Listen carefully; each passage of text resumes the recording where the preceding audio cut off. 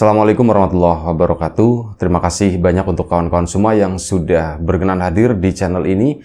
Dan langsung aja, ini adalah cerita lanjutan dari cerita sebelumnya. Cerita dari Mbak Ayumi di Wonosobo sana. Jadi di cerita sebelumnya Mbak Ayumi itu disebutkan meminta bantuan atau meminta tolong sama seseorang, itu namanya Mas Udin, seorang ustadz gitu ya, untuk mencari tahu atau untuk menyelidiki apa sih yang sebenarnya terjadi dengan Mbak Iin, anaknya Pak Purwo. Kenapa dia bersikap sampai seperti itu, kenapa dia begitu, dan konon menurut Ustadz Udin sendiri atau Mas Udin, itu disebabkan bukan orang lain, melainkan itu adalah Pak Purwo sendiri. Jadi Pak Purwo itu menjalankan sebuah ritual yang didapat bukan dari seorang guru, melainkan dari seorang kawannya, dan iseng-iseng dilakukan. Dan ritual tersebut berhasil, tapi bukan ke Pak Purwonya, tapi justru memanggil sesuatu dan yang sekarang itu bersembunyi di badannya Mbak Iin di situ. Nah, itulah awal permasalahannya. Akhirnya malam itu Mas Udin, Mbak Ayumi, Sabto sama Mas Udin dan teman-temannya gitu ya, mereka mendatangi rumahnya Pak Purwo. Saat datang ke sana, pintu itu datang ke situ kan ketok gitu ya, karena udah lumayan cukup malam, pintu udah ditutup, ya ngetok-ngetok dulu Mbak Ayuminya. Assalamualaikum, Assalamualaikum, Pak Purwo gitu kan, panggil-panggil, tapi kok nggak dibuka-buka pintunya, kenapa ya, lama ya. Sementara ngeliat Mas Udin di belakang itu masih diem aja gitu, diem kayak seolah-olah dia itu lagi melakukan sesuatu, kayak lagi dengan kesibukannya sendiri gitu ya, yang Mbak Ayumi sendiri nggak tahu. Sementara Mbak Ayumi sibuk sama Mas Sabto itu ngetok-ngetok ini, tetap nggak dibuka sampai beberapa menit baru Bu Purwo yang ngebuka. Loh, Ayumi gitu kan, Bu, Pak Purwonya ada Bu, Bapak lagi sakit, kata situ. Loh, Pak Purwo sakit? Sejak kapan Bu? Dari sore tadi gitu. Oh, dari sore, sakit apa ya Bu ya? Nggak tahu, nggak bisa bangun wis, pokoknya katanya ngeluh sakit semua sekujur badan. Ada perlu apa ya Mi, kata si Bu Purwo kan. Justru kami datang ke sini ada perlu sama Pak Purwo Bu. Loh, perlu apa? Itu siapa gitu kan ditanya. Oh, itu Mas Udin. Mbak Ayumi pun sebenarnya males ngejelasin gitu ya. Mas Sabtonya yang celetuk di situ. Bu, ini Mas Udin mau ngobatin Iin, katanya begitu. Hah? Ngobatin Iin katanya. Iya Bu. Nah, akhirnya Mbak Ayumi kan ternyata dipermudah sama si Mas Sabto. Iya Bu, memang tujuan kami kesini, mohon maaf banget, ini berhubungan sama Pak Purwo sama Iin Bu. Soalnya sebelumnya, beberapa hari sebelumnya, saya sendiri itu ya kayak merasa diteror Bu katanya. Loh, diteror kenapa? Atau Bu Purwo nanya lagi kan, Iin itu datang ke rumah saya Bu katanya. Loh, masa, katanya. Iya Bu, Iin datang ke rumah saya, ngapain ke sana? Ya diceritakan begini. Lah ya udah, kalau kayak gitu gimana ya? Sebentar ya, saya ngomong sama Bapak dulu, kata si Bu Purwonya. Silakan duduk. Akhirnya mereka pun duduk di teras. Bu Purwo masuk ke sana, minta izin sama Pak Purwo, boleh enggak gitu. Dan ternyata diperbolehkan oleh Pak Purwo. Sini masuk, disuruh masuk semua. Akhirnya mereka berlima, si Mas Udin itu bawa 2 teman gitu ya, laki-laki semua. Satu-satunya itu cuman Mbak Ayumi gitu, Mas Sabto kan juga laki-laki. Nah, masuk ke sana diantar sama Bu Purwo menuju ke kamarnya Pak Purwo di sana. Pak Purwo itu lagi berbaring, cuman saat mereka datang itu dibantu sama Bu Purwo, ya kesakitan gitu ya. Ini lagi dibantu duduk nyender di atas kasurnya di situ. Ya berlima begitu emang agak lumayan sumpek di dalam kamar, tapi mau gimana lagi, Mas Udinnya akhirnya mengalah, tetap berdiri di ruang tengah di sana. Nah, di situ Mbak Ayumi pun mengutarakan maksud dan tujuannya itu ke Pak Purwo, termasuk hal-hal yang disebutkan oleh Ustadz Udin atau Mas Udin tadi, yang sebenarnya Mbak Ayumi itu masih setengah-setengah. Ini bisa jadi Mas Udin itu cuman ngarang-ngarang, cuman nyambung-nyambungin doang. Nah, ini kesempatanku nih ngomong sama Pak Purwo, bener ndak apa yang dibilang sama Ustadz Udin gitu ya. Akhirnya diceritakan, dibuka sama ke Pak Purwo tadi, Pak, ini katanya Mbak Iin itu pengaruh dari apa yang Bapak lakukan. Bapak itu menjalankan sebuah ritual yang Ayumi sendiri juga ndak tahu itu apa. Dan ternyata bener itu diiyakan oleh Pak Purwo. Iya, memang itu betul, kata si Pak Purwo. Pak, nuwun sewu, itu buat apa ya Pak ya? Mbak Ayumi pun nanya gitu ya. Oh, itu sebenarnya bukan buat apa-apa sih. Bapak itu cuman ya pengen dagangannya langgeng, pengen dihormatin, pengen rumah ini tuh ada yang jaga dan sebagainya kayak gitu. Oh, jadi cuman kayak gitu doang. Terus ya itu Pak, ini ngaruh ke Iin Pak, makanya Iin tuh jadi semacam itu. Nah, ibunya itu, bapak sih ya mulai gitu ya, bapak sih pakai macem-macem aja. Ibu kan udah bilang, ndak usah yang aneh-aneh, ndak usah yang begitu-begitu Pak, katanya. Bapak pakai ini itu mana ngerepotin ibu lagi, minta sesajennya itu banyak tuh Mi gitu kan, gini. Ibunya itu udah, Bu Purwonya itu udah ngomel-ngomel sendiri. Tapi kata Mbak Ayumi, iya Bu, udah ya. Pak Purwo juga nggak menyadari hal itu. Pak Purwo itu juga nggak tahu. Nah, dari situ tiba-tiba kedengeran suara teriak-teriak itu dari kamar sebelah, dari kamarnya Iin. Nah, begitu sampai di kamarnya, begitu suara teriakan itu terdengar, Sabto yang dari tadi itu diem aja tenang, tiba-tiba dia itu lari duluan menuju ke kamarnya Iin tadi. Pintunya dibuka, jebret, nggak dikunci gitu ya. Di dalam itu lagi teriak-teriak, Sabto masuk dan teriakannya Iin itu berhenti tiba-tiba. Cet, Mbak Ayumi dan yang lain-lain kan nyusul ke sana. Ternyata apa? Si Ayumi itu si Iin, Mbak Iin itu posisinya udah tertunduk begini, ngelempuruk di atas lantai. Kepalanya, bagian belakangnya itu dipegang sama si Sabto. Tep gitu. Si Mas Sabtonya pun kayak posisi orang kayak melotot gitu ya. Tep, dan itu tuh diem Sabto gitu kan, Sabto.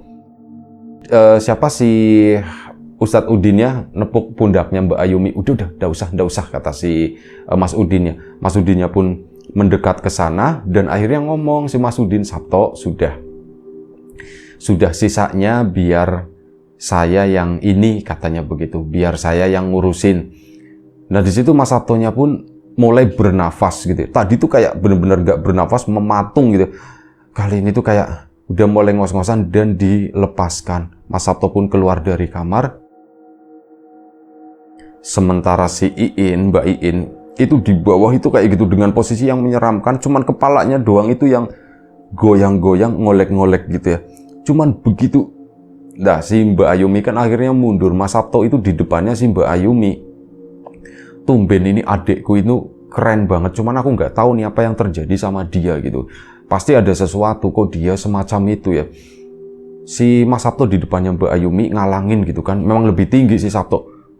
Minggir, kata si itu kan. Mas Sabtonya ya tenang gitu, cuman diem aja ngeliatin. Nah, si Ustadz Udin lah di sana yang ngadepin. Pak Ustadz Udin sendiri juga ndak memasuki kamar tersebut. Mereka bertiga itu masih berdiri di depan kamar, ya cuman berdiri doang kayak baca-baca. Sementara si Mbak Iin itu kayak gitu, dari mulai kepala terus mulai ke pundak, ke tangan, dia itu mulai goyang-goyang dan ya kayak gitu sampai berdiri. Bukan goyang-goyang kayak penari ular kayak gitu, ndak ya, badannya itu ya cuman kayak gitu, kanan kiri terus berdiri. Nah, begitu berdiri tegak, dia itu lompat, tapi lompat ke belakang, naik ke atas kasur di sana. Jerep, dan posisinya itu udah menyeramkan. Yang bikin aneh lagi itu apa? Mbak Iin kan ya mukanya itu normal biasa gitu ya. Ini malam itu entah ketutup sama rambut atau apa, cuman yang dilihat sama Mbak Ayumi, mukanya itu bener-bener hitam semua, legam, bahkan tangannya pun ikut menghitam. Mbak Ayumi pun mundur agak sedikit takut gitu ya. Tok ditarik-tarik si Sabtonya. Tapi Sabtonya, nggak apa-apa Mbak. Wih, hebat banget adekku ini gitu ya. Tumben-tumbennya Mbak Ayuminya malah yang mundur ngedeket ke sana, ke Pak Prapto sama Bu Prapto, kok Bu Prapto, Purwo gitu, mohon maaf salah nama. Di kamarnya di depan sana Bu Purwo sendiri tuh masih nemenin Pak Purwo ya di kasurnya di situ, cuman mendengarkan apa yang terjadi. Dan ya kayak gitu, si Mbak Iinnya tuh ngamuk-ngamuk, dia itu nari-nari, joget-joget, bahkan lompat dari atas ke bawah, lompat dari atas ke bawah. Si Mas Udinnya sendiri ngadepin itu. Nah, Pak Purwonya itu bereaksi. Tiba-tiba Pak Purwo itu bangun dari tempat tidurnya dan berdiri tegak begini. Ini jalan keluar dari kamar, tak tak tak tak tak tak. Ini menuju ke arah depan, keluar rumah ke sana, bingung. Mas Udinnya lagi ngurusin ini, itu Pak Praptonya, Pak Purwonya gitu ya, Pak Purwonya itu malah bermasalah, begitu malah keluar. Dan akhirnya apa? Dua anak buahnya si Mas Udin tadi disuruh ngejar si Pak Purwo. Si Mas ini, siapa, si Mas Sabto ini tetap fokus ke Mbak Iin di situ ya, sama Mas Udin. Dan ini mereka berdua nangkep megangin si Pak Purwo tadi. Itu dia tuh kayak mau jalan, entah mau jalan kemana ndak tahu. Ini dipegangin sampai akhirnya tetangga itu kan pada denger gitu, karena ada ribut-ribut ya, dipegangin sama para tetangga tersebut, ditenangkan si Pak Purwo. Cuman Pak Purwonya itu tatapannya atau apanya itu udah kayak bukan dirinya lah, lebih mirip kayak orang yang kerasukan. Itu mau ngamuk-ngamuk cuman dipegangin sama warga. Dan si Mbak Iin pun akhirnya di dalam itu bisa dikendalikan, bisa ditenangkan. Mbak Ayumi nggak melihat ke arahnya Mbak Iin, tapi lebih melihat ke arahnya Pak Purwo itu mau kemana. Jadi nggak melihat detailnya tuh kayak gimana ya. Akhirnya apa? Malam itu Mbak Iin pun tenang, bisa ditenangkan. Dan si Pak Purwo pun sama. Warga udah terlanjur tahu, adalah belasan warga itu datang ke situ, apa yang terjadi sebenarnya. Mbak Ayumi pun ditanya-tanya, tapi ya tetap menjaga gitu ya, nggak ngebuka cerita sebenarnya itu seperti apa. Cuman bilang, ini Mbak Iin sama Pak Purwo itu kerasukan, cuman bilangnya itu seperti itu. Oh kerasukan ya, kerasukan apa? Ya nggak tahu gitu ya. Ini lagi diobatin sama si Mas Udin. Jadi kemarin itu Pak Purwo itu mengeluh sakit, Mbak Iin juga sama sakitnya, tapi sakitnya itu nggak wajar, jadi kayak mimpi, terus dikejar-kejar, kayak didatengin sama seseorang. Itu cerita yang dikarang sama Mbak Ayumi sendiri, supaya warga itu tenang gitu ya, udah nggak usah, nggak terlalu dalam gitu, cuman sebatas itu doang. Oh begitu. Dan seiring dengan berjalannya waktu, kondisi itu udah mulai tenang, warga pun akhirnya pada pulang. Nah, tinggal orang-orang utama aja di situ nih. Nah, di sana si Mas Udin pun bilang, udah ndak apa-apa katanya begitu kan, kata si Mas Udin. Jadi semuanya malam itu tuh udah beres. Pak Purwo, lain kali jangan seperti itu ya, jangan diulangi lagi.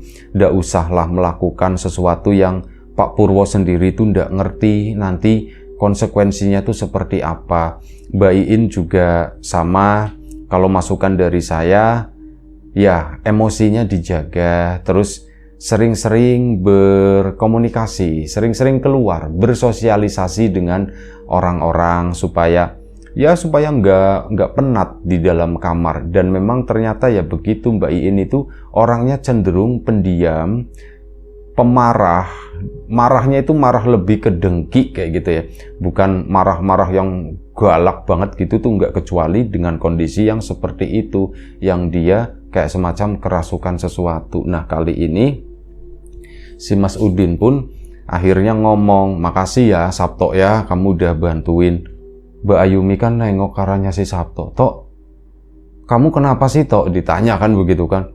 Oh nggak kenapa-napa Mbak, aku nggak kenapa-napa Mbak. Enggak, kamu itu aneh, kata si Mbak Ayumi. Si Mas Udinnya tuh cuman ketawa-ketawa begitu kan. Akhirnya yang menjelaskan itu si Mas Udin. Jadi begini Mbak Ayumi, Sabto itu sempat belajar yang ya semacam itulah, belajar sama saya. Tok, kamu belajar dong yang begitu-begituan Tok? Ya enggak sih Mbak, cuman biar tahu aja, kata si Mas Sabto.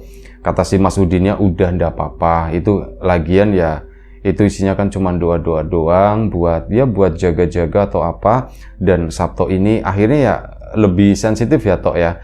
Dan Sabto itu sebenarnya yang menyadari sebelum Mbak Ayumi datang ke saya, Sabto itu udah cerita masalah Iin ini katanya.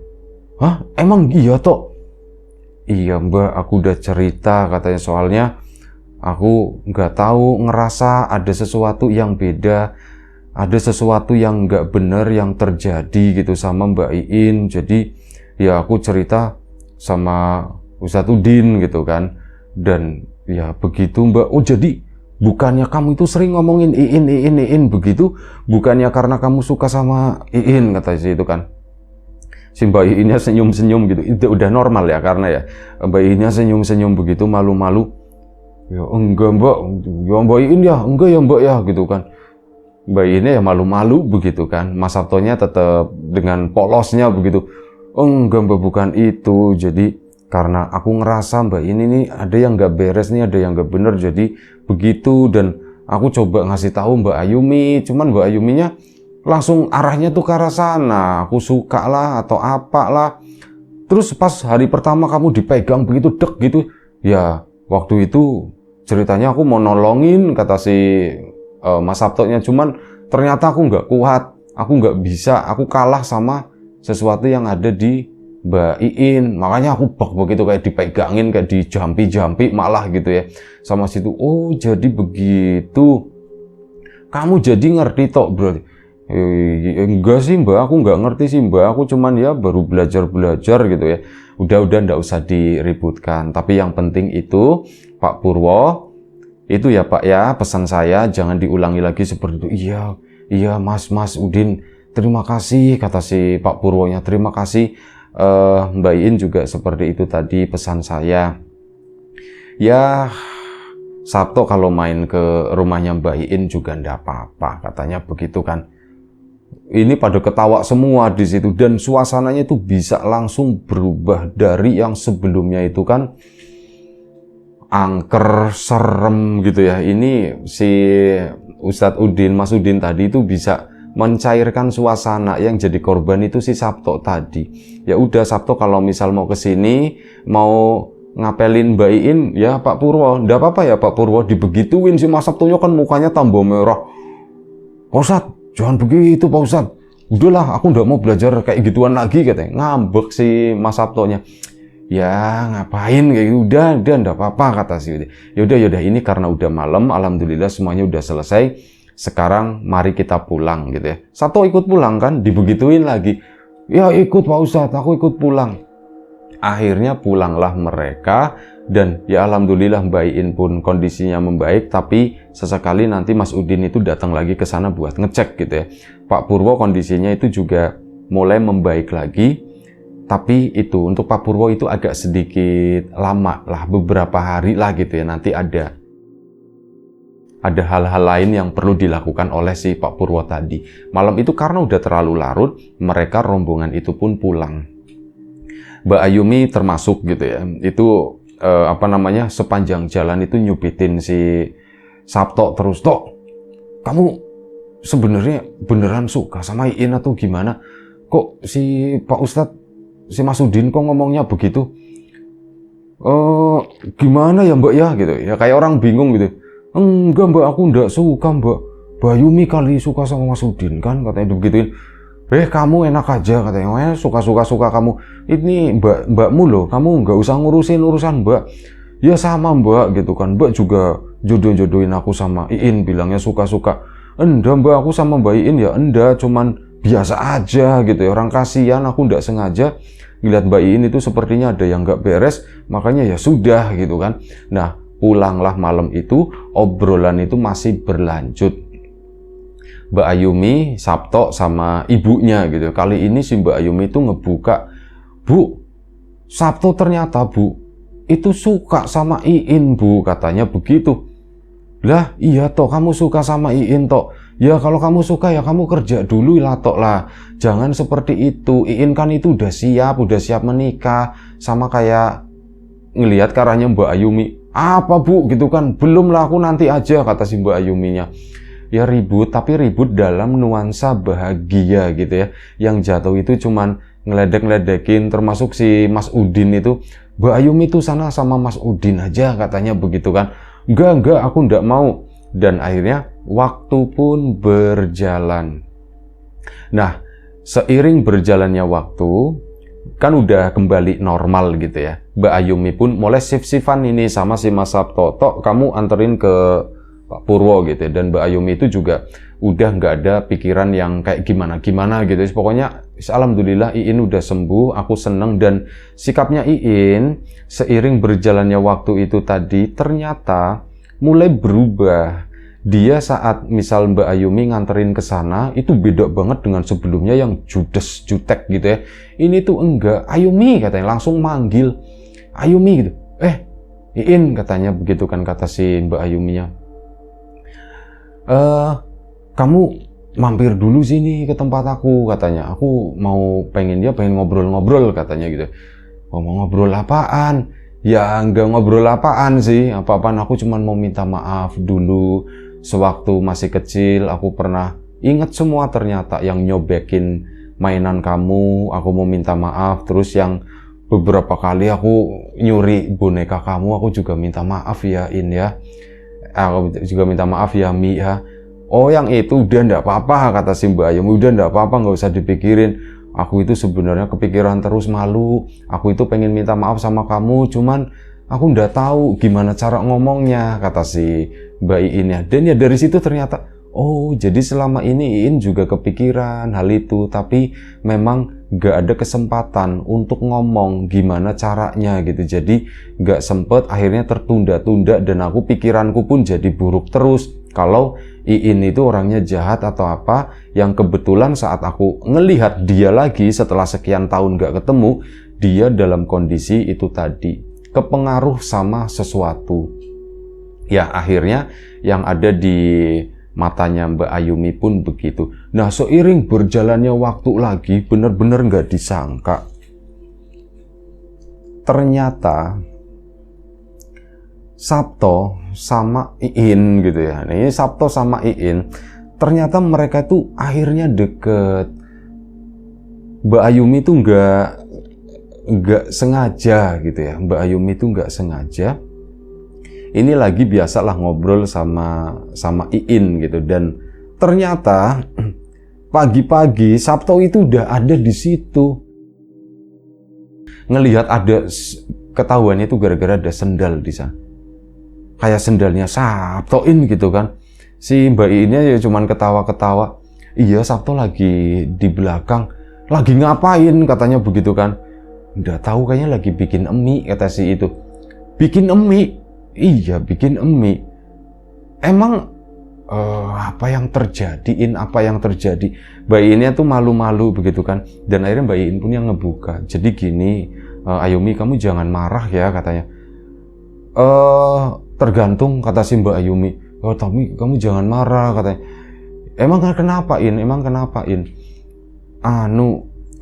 Sabto memang belakangan sering kesini, sering main ke tempatku, ya nemenin aku ngobrol, kata si Mbak Iin ya. Bentar In, kamu pacaran sama Sabto katanya. Mbak Iinnya pun ya cuman mesem-mesem, malu gitu ya, terus nunduk begitu kan. Si Mbak Ayuminya teriak dari depan, Sabto gitu, diteriakin begitu. Mas Sabtonya tuh cepet banget, ternyata dia tuh lagi nggak bikin mie, dia tuh lagi ngumpet gitu di sana, langsung keluar, ya Mbak gitu kan, sini kamu di ini, kayak kebayang Kak Ros gitu marahin Upin Ipin. Aku nggak ngerti katanya, kata si Mbak Ayumi ya, aku nggak ngerti. Aku orang terakhir yang denger katanya, aku orang terakhir yang tahu. Iyain gitu kan. Aku ndak tahu. Tok, ibu tahu ndak katanya. Ibu tahu. Tuh kan aku orang terakhir yang tahu, kata si Mbak Ayumi. Aku orang terakhir yang tahu. Kamu beneran sama Iin katanya. Iya Mbak. Tapi belum lama kok Mbak, kata si Mas Sabto. Ya sudah, kata si Mbak Ayuminya. Silakan. Terserah, kata si Mbak Ayuminya. aku nggak apa-apa, tapi yang penting kalian masing-masing jaga diri ya gitu ya. Jangan bikin sesuatu yang gak baik gitu ya. Kalau memang habislah udahlah. Kalau memang jalannya seperti itu kata Mbak Ayumi, ya sudah jalanin aja. Cuman dijalani dengan benar gitu. Awas Sabto, nih kamu nih. Jangan keseringan kesini gitu kan. Gak enak sama tetangga katanya begitu. Oh, tapi kan ada ibunya Mbak Iin katanya. Si Mbak Ayuminya. Tuh kan, kamu aja manggilnya masih Mbak gitu ya. Masa iya gitu, Mbak Ayuminya tetap begitu, masih nggak terima sebenarnya dalam hati. Cuman alah sudahlah, udah. Ya wis lah. Nah si Mbak Iinnya yang tenang aja, Mi, tenang aja. Kita bisa jaga diri kok katanya begitu. Ya wis itu aja, pokoknya yang penting itu aja. Dan aku nggak mau panjang-panjang. Kalau ada orang nanya ke aku gitu ya. Maaf, aku nggak bisa jawab katanya. Nanti tak lempar ke kalian aja ya katanya. Iya, katanya begitu kan. Akhirnya sudah si Mbak Ayuminya pun pulang dan akhirnya kurang lebih sekitar setahun atau setahun setengah kemudian beneran Mbak Ayumi itu dilangkah gitu ya. Mbak Ayumi itu diduluin sama Sabto karena dari pihak Mbak Iinnya kan lebih tua dari Mbak Ayumi gitu kan. Akhirnya itu minta supaya dipercepat. Akhirnya ya sudah, Mbak Ayuminya pun legowo, ndak masalah adikku mau menikah duluan atau apa, silakan, ndak apa-apa, yang penting kalian bahagia gitu, kalian ngejalaninya tuh bener dan sebagainya. Akhirnya Mas Sabto menikahi Mbak Iin dan Mbak Ayumi ya akhirnya masih bertahan dengan jomblonya itu tadi. Ya mungkin ada yang nebak-nebak nanti Mbak Iin sama Mas Udin, enggak. Mas Udin itu ternyata sudah punya calon, jadi udah menikah. Mbak Ayumi itu aku sempat patah hati katanya waktu itu. Sebenarnya ya dibilang ada suka-suka, cuman ya belum jodoh. Akhirnya Mbak Ayumi itu menikah di usia yang lumayan cukup gitu lah. Sekitar di usia 30 tahun Mbak Ayumi itu baru menikah. Dan ya akhirnya itu saja. Sampai segitu aja udah cukup gitu ya. Alhamdulillah Mbak Iinnya beres, Pak Purwonya juga normal. Hubungan antara keluarganya Mbak Ayumi dan Mbak Iin itu makin erat lagi karena pernikahannya Mas Sabto sama si Mbak Iin. Sementara Mbak Ayumi ya begitu, ada kesempatan menjadi petualang begitu ya. Banyak belajar hidup di kampung, sedikit banyak ikut mengembangkan juga di sana begitu ya. Dan akhirnya ya begitu, Mbak Ayumi pun bisa menjalani kehidupan secara normal seperti kebanyakan orang. Itu aja satu cerita dari Mbak Ayumi di Wonosobo sana. Terima kasih banyak Mbak Ayumi. Kawan-kawan di rumah juga terima kasih banyak. Semoga bisa menikmati cerita yang ada di Riam Biru ini dan tentu saja bisa mengambil sesuatu yang positif. Kalau ada sesuatu yang negatif, kita buang jauh-jauh. Itu aja. Terima kasih untuk kawan-kawan semua yang udah kasih support, udah kasih dukungan, apapun itu. Kawan-kawan subscriber, kawan-kawan membership, kawan-kawan yang udah kasih support dalam bentuk super thanks ke Riam Biru, terima kasih banyak. Kawan-kawan yang udah ngasih like, udah nge-share ke yang lainnya, kawan-kawan yang udah ninggalin komentar juga, terima kasih banyak. Semoga semua kebaikan-kebaikan itu nanti dikembalikan lagi ke kawan-kawan semua menjadi sesuatu yang lebih besar, sesuatu yang lebih berarti, sesuatu yang lebih bermanfaat lagi. Kawan-kawan yang sudah memesan bawang gorengnya biji juga tak lupa terima kasih banyak.